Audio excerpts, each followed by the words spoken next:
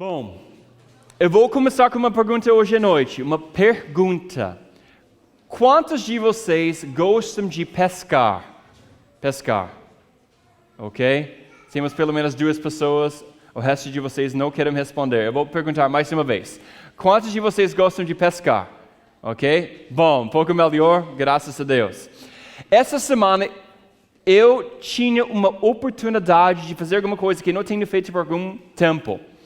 Pela primeira vez em 6 anos, eu pesquei, né? Um amigo meu me deu uma oportunidade de sair num barco, num rio bonito, não estou falando sobre o bairro, mas num rio bonito, e nós passamos toda a tarde pescando.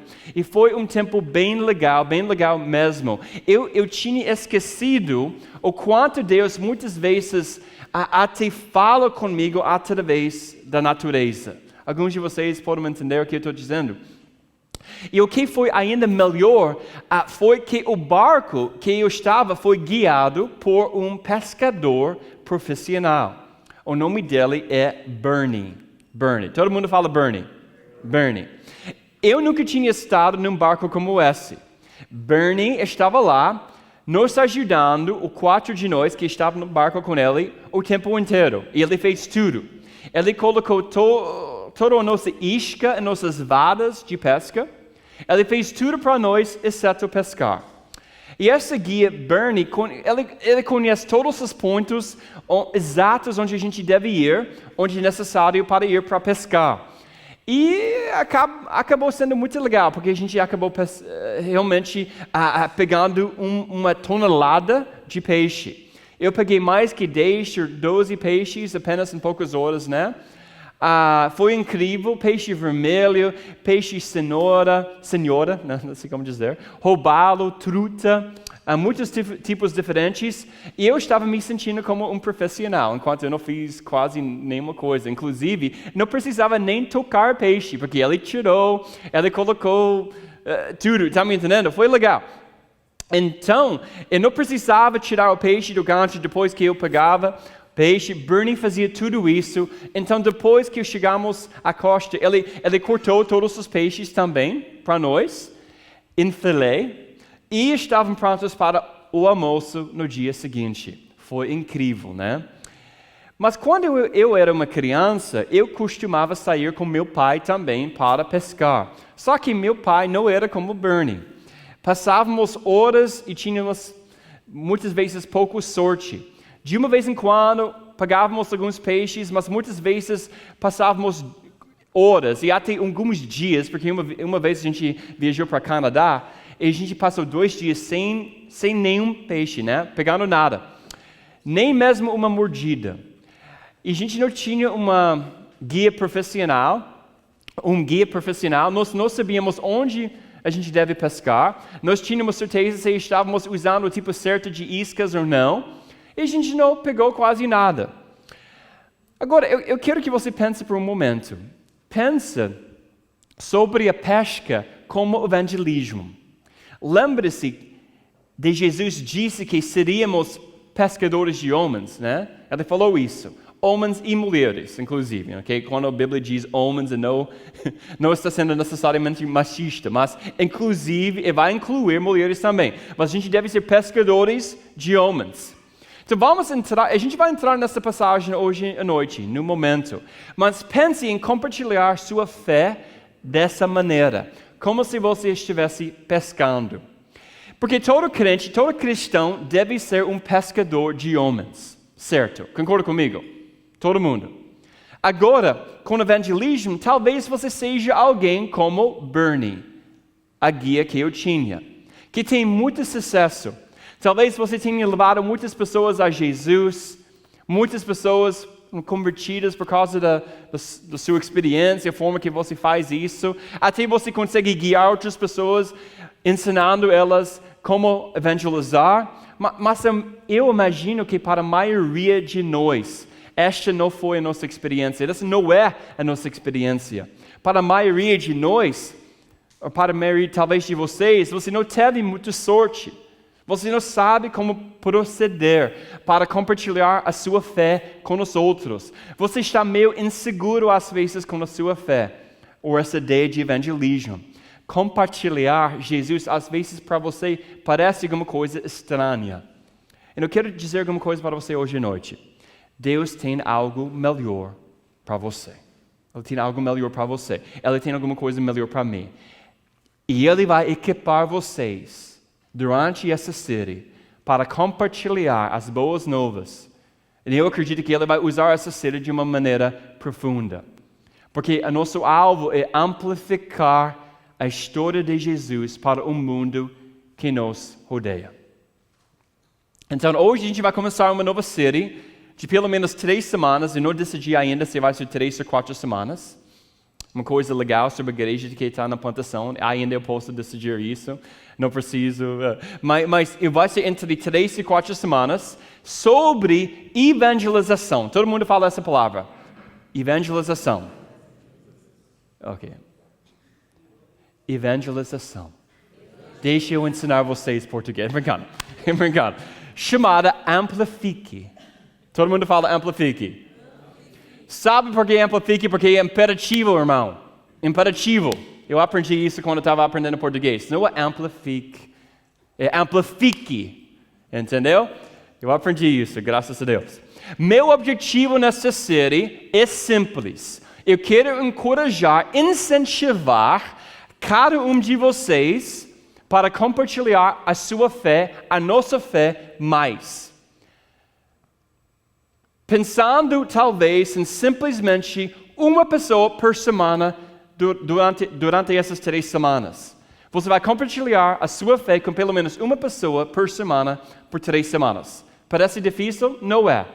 Você tem uma semana, irmão, muitas horas para fazer isso, né?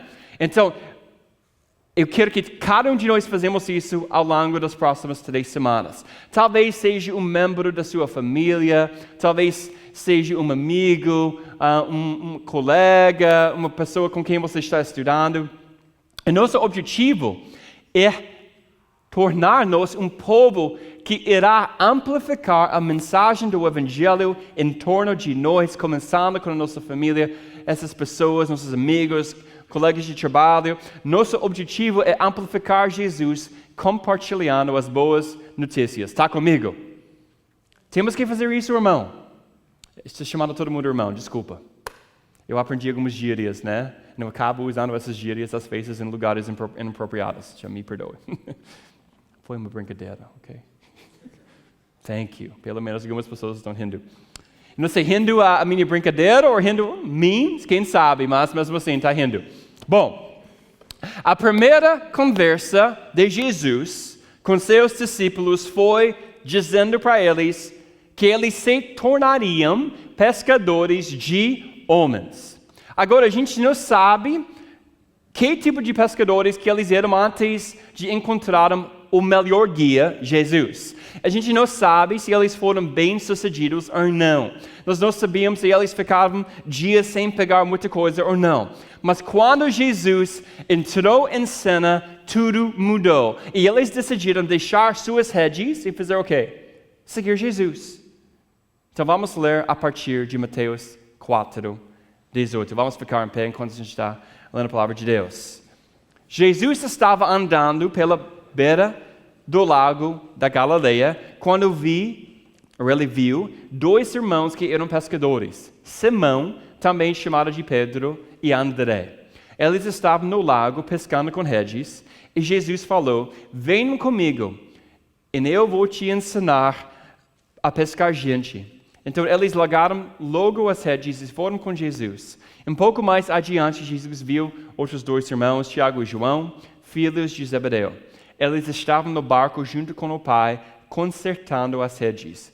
Jesus chamou os 2 e no mesmo instante eles deixaram o pai e o barco e foram com ele. A palavra de Deus hoje à noite. Amém? Nós vamos sentar. Então deixe-me definir um pouco para você aqui o que está acontecendo. Jesus tinha acabado de começar seu ministério, ok? Que é uma frase em português, meus irmãos, que não faz muito sentido para mim. Tinha acabado de começar. Se você traduzir isso literalmente em inglês, não faz muito sentido. Mas eu entendo, tudo bem.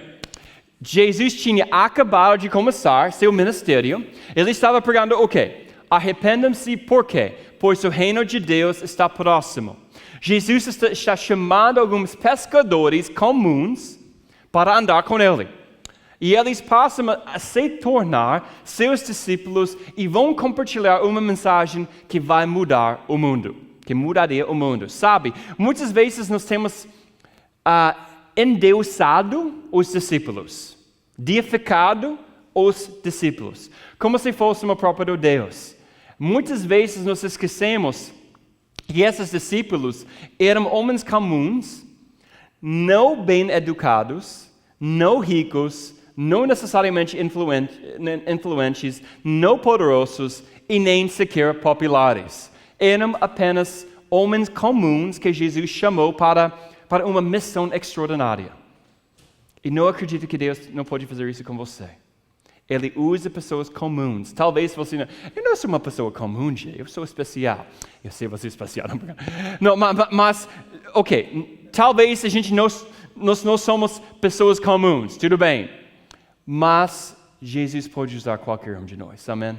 Ele pode usar qualquer um de nós. Ele nos chama para amplificar Jesus em todos os lugares que vamos. Afinal, Deus trabalha no ordinário.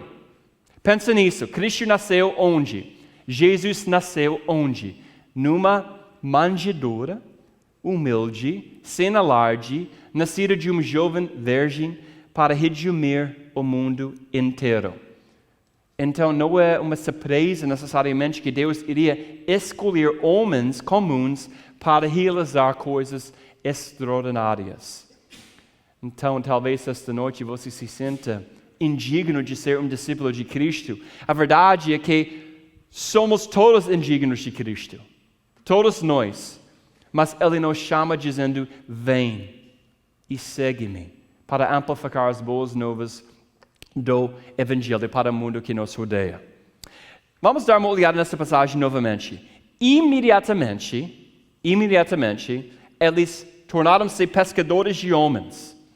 Então, eles não pensaram, vou orar sobre isso por 6 meses. Eu vou esperar até eu arrumar o dinheiro para ter o dinheiro suficiente para que eu possa seguir você, Jesus. Eu quero esperar 2 anos porque eu quero me formar, Jesus, antes de... E não, eles imediatamente, eles não tinham celular, eles não ligaram a mãe dela, pai dela, para perguntar. Não, eles imediatamente fizeram o quê? Seguiram Jesus. Se tornaram pescadores de homens. E a pergunta para nós nesta noite é, será que nós estamos realmente pescando pessoas a virem para Jesus? Será que nós estamos realmente preocupados com os perdidos ao nosso redor? Porque essa é uma pergunta difícil, né? A maioria de nós talvez diria que sim. Mas talvez analisando as nossas vidas um pouco mais de perto, a verdade é que talvez a gente não está tão preocupado com os perdidos. Eu quero parar aqui e orar para que sejamos. Vamos orar. Deus, hoje à noite, precisamos o Teu coração, seu coração, as pessoas do Senhor. Que a gente consegue ter esse mesmo coração, a mesma cosmovisão, a mesma entendimento que Tu tem com respeito de pessoas que podem passar eternidade fora do céu, Senhor, num lugar que até a Bíblia diz que é chamado inferno. A gente não pode fugir dessa fato, Senhor, que existe o céu e existe também o inferno. Queremos que muita gente, o máximo número das pessoas podem experimentar a vida em Cristo, a vida eterna e o céu. Em nome de Jesus. Amém. Então, agora quero te levar numa viagem breve aqui hoje à noite. Eu quero que a gente pense sobre como nós estamos compartilhando as boas novas e como nós podemos superar alguns dos constrangimentos associados com o evangelismo. ok? Então, ao longo das próximas 2-3 semanas, a gente vai falar bastante sobre isso. Como a gente deve tratar, como a gente deve começar conversas com pessoas que não têm Jesus nas vidas deles. Aqui no Brasil, a gente está vendo muitas mudanças.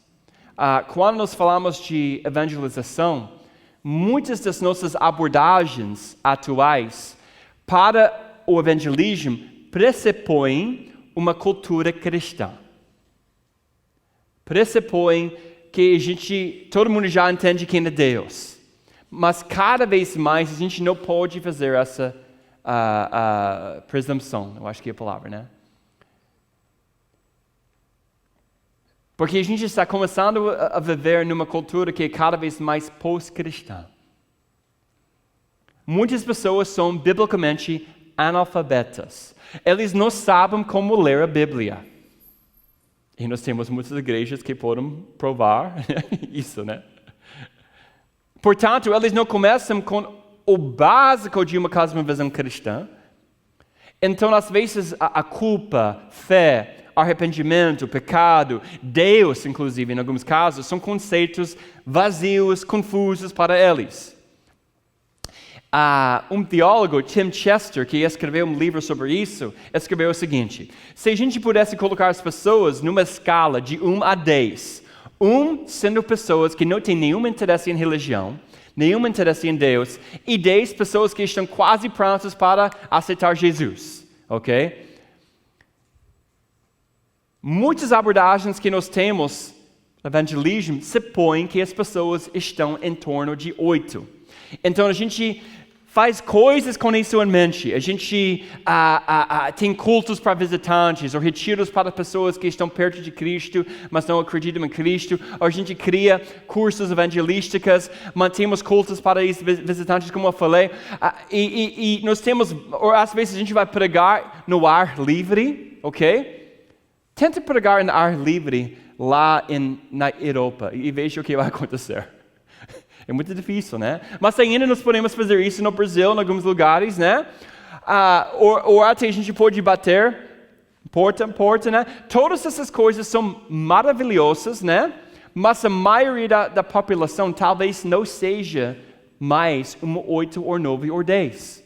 Tem muita gente hoje em dia que é mais 1 ou 2 ou 3, que não é tão perto de aceitar Jesus. E você precisa ajudar essa pessoa a entender cada vez mais a história do Evangelho, a narrativa do Evangelho. Qual é o resultado? Muitos de nós sabemos como responder a pergunta: o que eu devo fazer para ser salvo? Eu acho que a maioria de nós sabemos isso, né? Mas a gente não sabe como começar uma conversa sobre Jesus. Você sabe como começar uma conversa sobre Jesus? Quantos de vocês conseguem fazer isso? Alguns, né? Débora, eu sei, você sabe.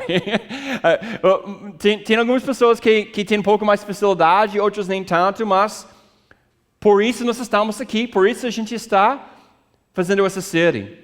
Talvez você saiba que ele é a resposta, mas você não sabe por onde começar. Afinal, todos nós temos experimentado esse constrangimento no evangelismo. E quando tentamos de uma forma errada, às vezes fica meio difícil, né? Fica meio constrangedor. Deixa eu explicar um pouco melhor aqui. Vamos supor que você está com seu irmão, ok?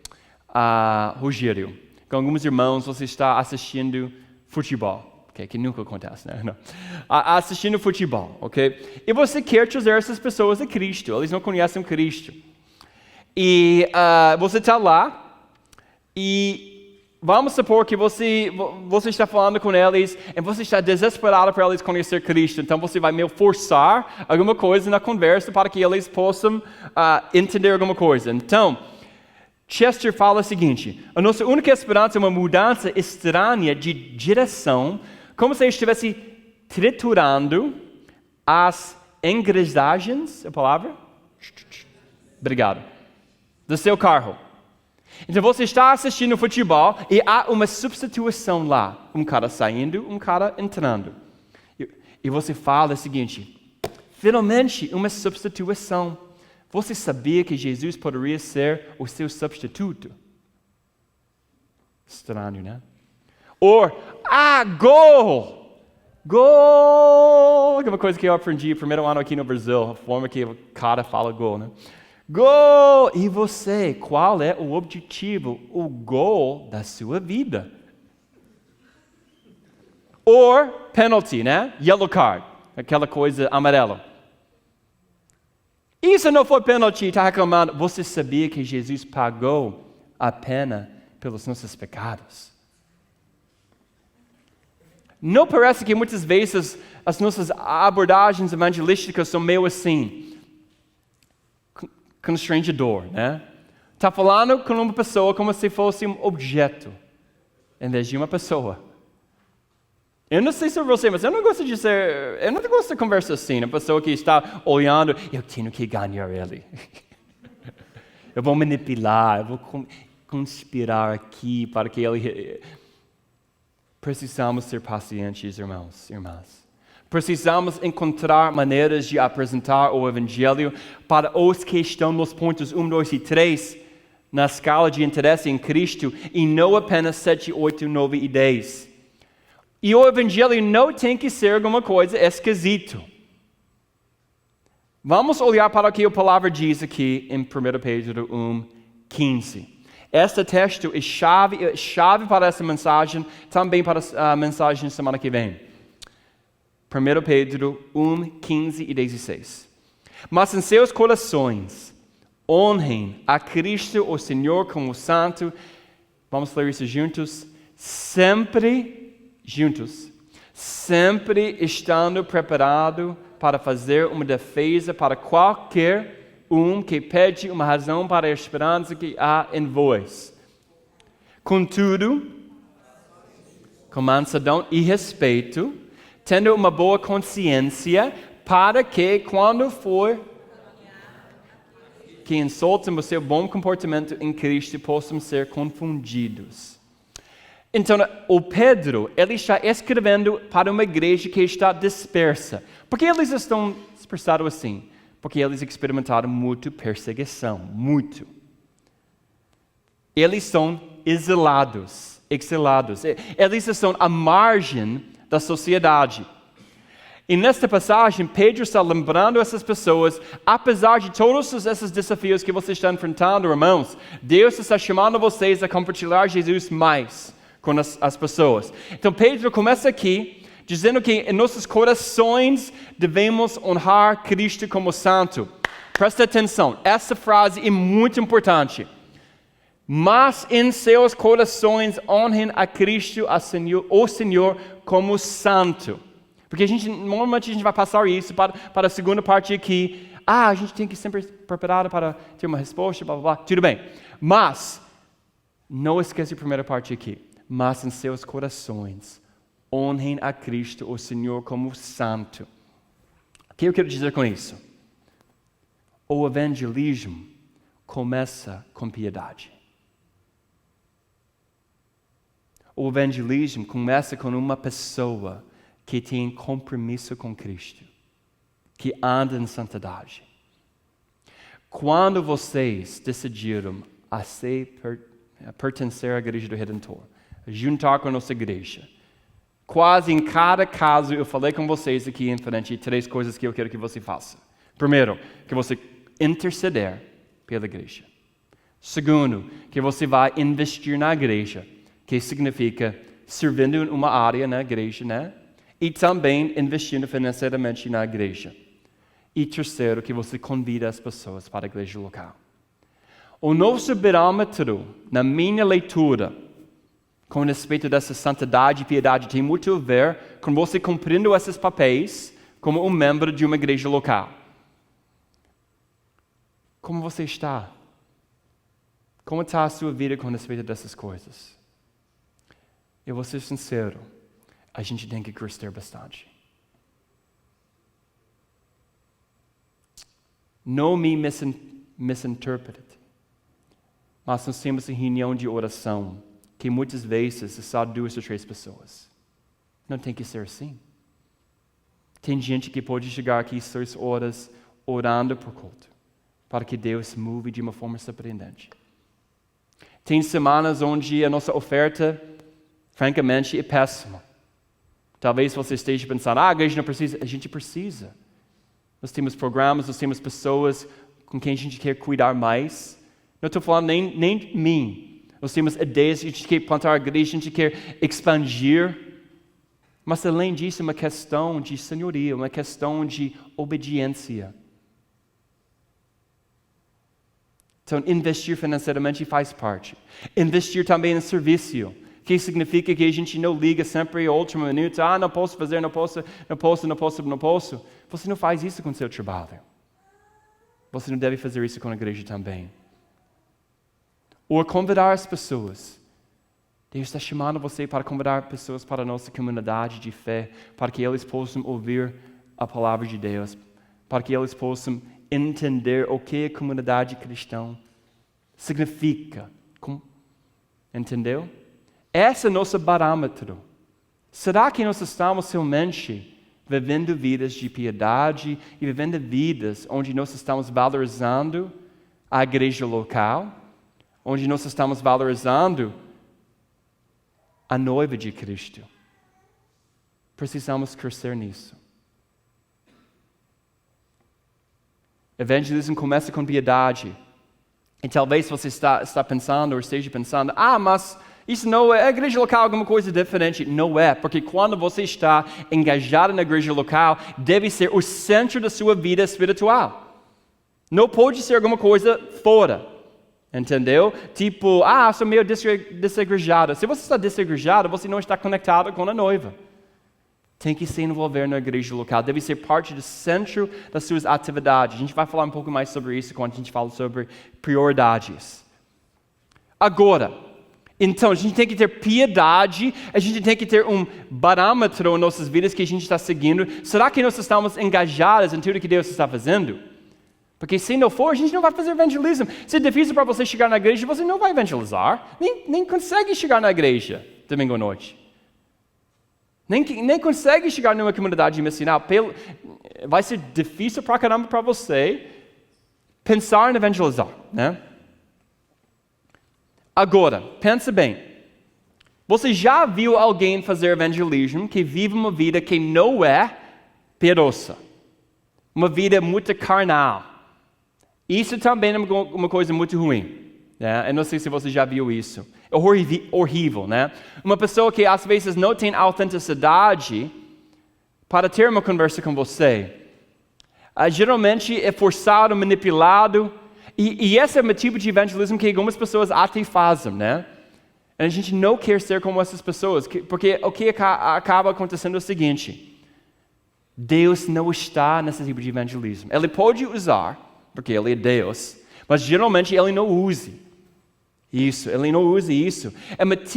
Há um tipo de evangelismo que Deus não se envolve. Portanto, temos que honrar Deus com nossas vidas, com pessoas santas, porque a nossa credibilidade, nosso testemunho, quando nós estamos compartilhando as boas notícias com os perdidos, se a gente não tem piedade, nosso evangelismo vai parecer meio fake. Não vai ser muito autêntico. Em seguida, Pedro continua a dizer algo muito importante. Esteja sempre preparado para fazer uma defesa para qualquer um que te pede uma razão para a esperança que há em vós. Então, ele está dizendo, você sempre deve estar preparado. Há tempo, fora de tempo, quando é conveniente, quando não é inconveniente, ou quando não é conveniente, Oportunidade de compartilhar o evangelho nem sempre vem nos momentos mais convenientes.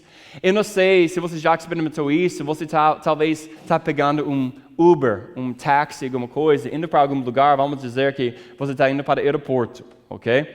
5:30 de manhã, indo para o aeroporto, meu Deus, estou cansado, ainda não bebeu o café que você está precisando desesperadamente. E você chega no aeroporto e nem quer tomar café porque é R$8, e só para o princípio você não pode pagar isso, mas outra coisa, né? Estou animado hoje, não sei. Então, onde eu estava? E você está no Uber, e o motorista, ele começa a falar com você. Você nem quer falar, inclusive você quase trouxe a sua travesseira com você, porque você estava tão cansado. Ele fala, blá, blá, blá, blá, blá, e você, é verdade, é mesmo.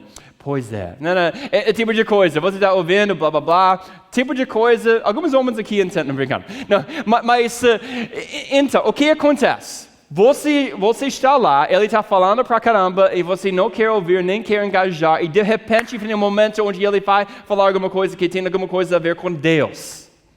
Você está, irmão, eu estou vendo uma janela aqui. A janela está abrindo. A janela está abrindo. Só que você está cansado. Meu Deus, não quero falar, estou cansado aqui. Ele vai perguntar muita coisa. Eu não tenho interesse em falar sobre isso. E você deixa essa oportunidade passar. Chega no aeroporto, não falou nada com ele. Quando você tinha toda a oportunidade de compartilhar Jesus com ele. Muitas vezes não é conveniente. Mas a gente deve reconhecer que às vezes Deus está preparando momentos divinos, preparados para nós, que a gente nem percebe. E às vezes, o que a gente faz? Às vezes nós estamos tão preocupados com 2 ou 3 pessoas ao nosso redor que a gente quer ver salvos, que a gente esquece que existe um mundo que a gente nem está passando tempo pensando neles. Porque a gente está fixado com essas 2 ou 3 pessoas. Lembra na Bíblia, o que aconteceu com os discípulos quando eles chegaram numa cidade e as pessoas não responderam? Eu não sei como dizer em português, mas sacudir o pó? Exatamente. Os pés dele. E eles iram para a próxima coisa. Eu não estou dizendo que você tem que fazer isso com a sua família, com seu marido, esposa.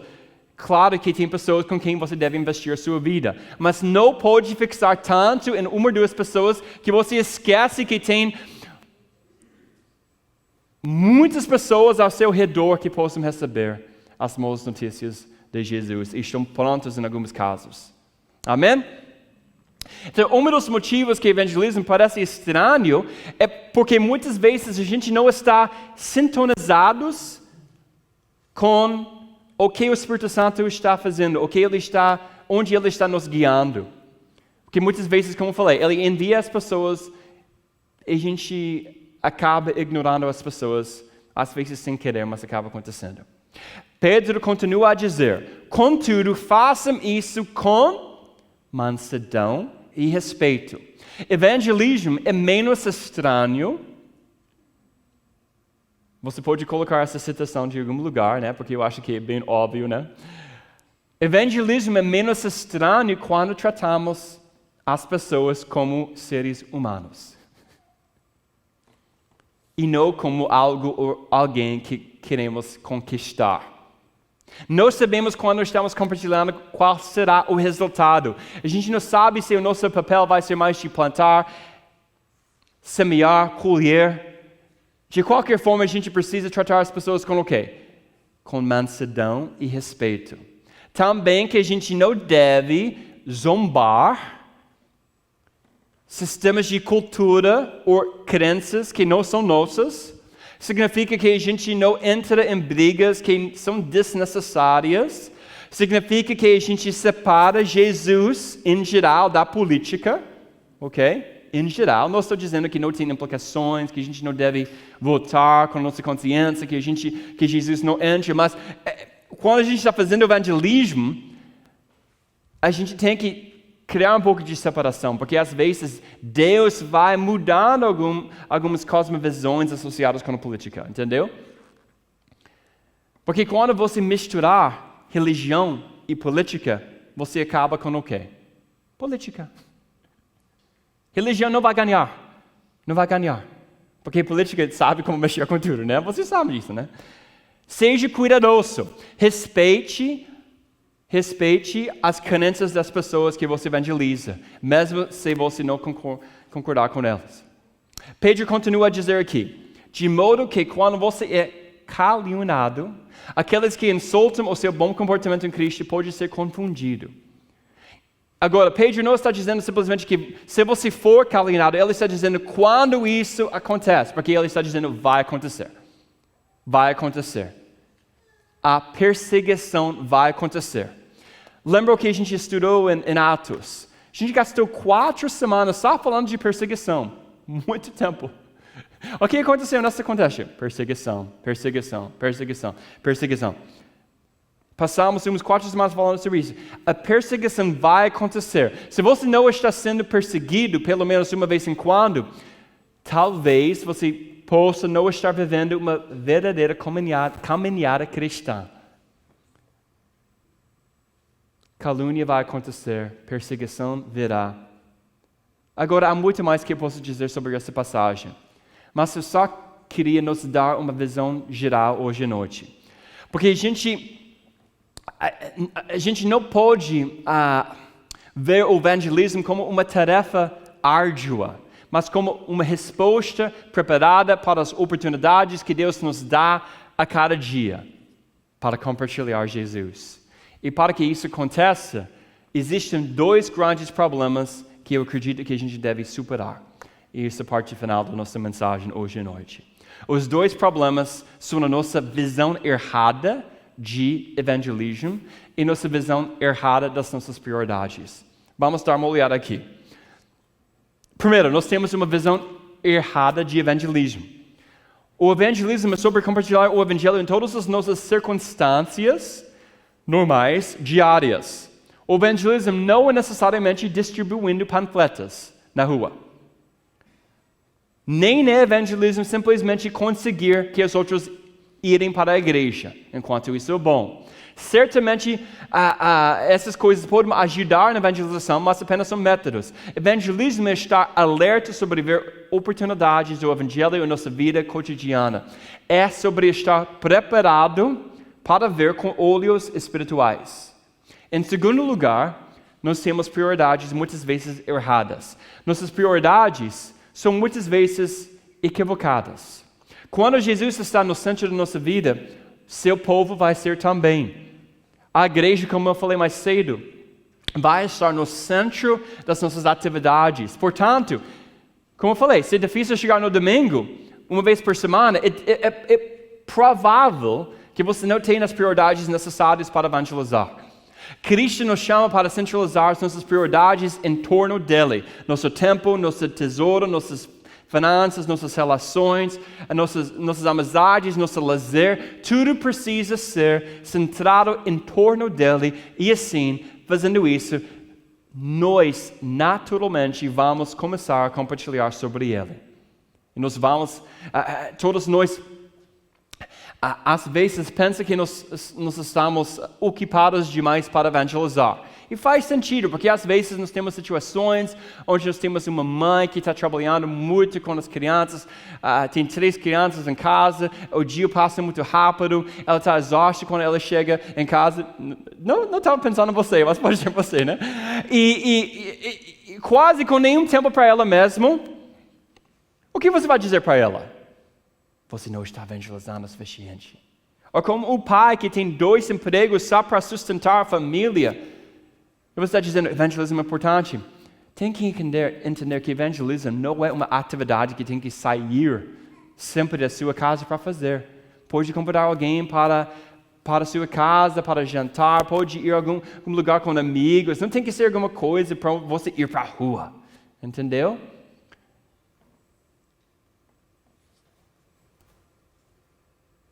Por outro lado, enquanto nós temos pessoas que não têm muito tempo, parece que muitas vezes nós temos tempo para outras coisas. Televisão, filmes, mídia social. A gente não vai perder o jogo de futebol com amigos, festas de aniversários, rock in Rio, hockey no Rio. Tempo para a família. A gente não vai perder almoço com vovó e vovó. Tempo com amigos. A gente não vai perder uma noite fora com os nossos amigos, mesmo que alguém tenha que cuidar das nossas crianças. Temos tempo para todos os tipos de coisas, mas a igreja compartilhando Jesus às vezes parece ter o quê? Uma baixa prioridade. É hora de mudança. Concorda comigo? Se você não concorda comigo, eu vou orar por você até você concordar comigo. Porque o tempo é curto. Nenhum de nós tem a garantia ou garanta de amanhã. Essa boa notícia de Jesus, a morte, ressurreição, está disponível para qualquer pessoa com quem nós entramos em contato com aquela pessoa, se estamos dispostos a compartilhar as boas novas. E qual é essas boas novas, essas boas notícias? Precisamos todos estar na mesma página. Porque a gente tem que entender qual é o Evangelho. Então a gente vai terminar nossa mensagem hoje à noite lembrando o que é o Evangelho. O conteúdo é o Evangelho e o contexto é a vida cotidiana. Então, para responder a pergunta, como podemos falar de Jesus no contexto de vida cotidiana, devemos considerar histórias dos nossos amigos à luz da história do Evangelho. Não vou explicar isso mais na semana que vem. Vou tentar articular isso da melhor forma em português que eu posso. Você tem uma história, Deus tem uma história. A gente vai ajudar vocês a interpretarem a sua história à luz da história de Deus.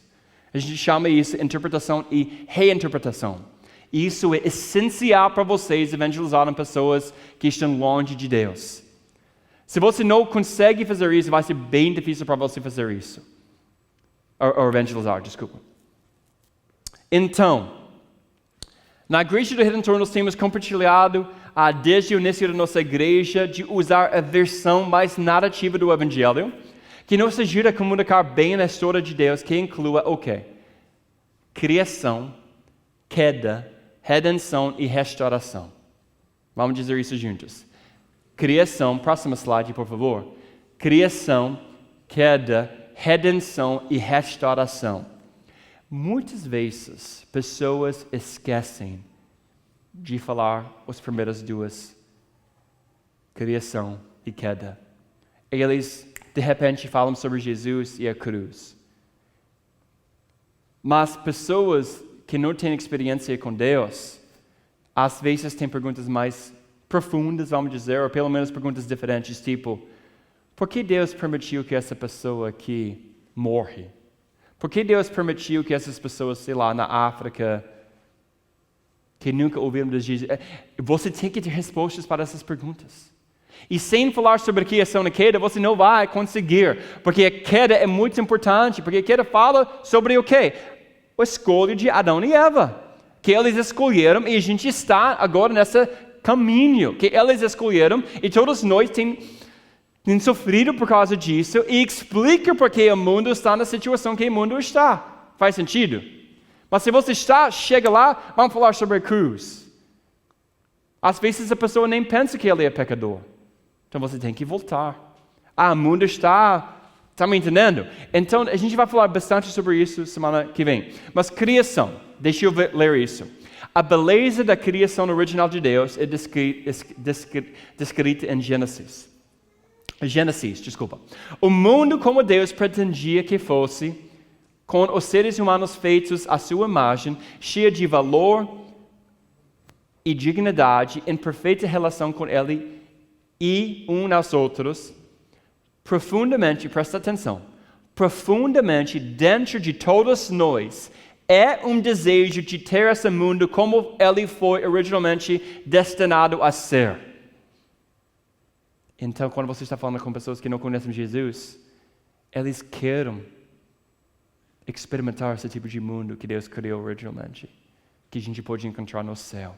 Eles não sabem como articular isso, mas é o que eles estão querendo. Queda, a gente já falou sobre isso. Rebelião contra Deus por causa de Adão e Eva. Redenção, que eu amo essa palavra redenção. Por isso a gente chamou nossa igreja a igreja do Redentor. Que é Gênesis 3 até Apocalipse 19. Deus, em sua infinita misericórdia e graça, enviou seu único Filho, Jesus Cristo, para o mundo, que viveu uma vida perfeita, que a gente nunca pôde viver, e morreu a morte que a gente nunca pôde, o que todos nós merecemos. E Ele suportou nosso castigo, para que, crendo nele, a gente pudesse estar num relacionamento correto com Deus.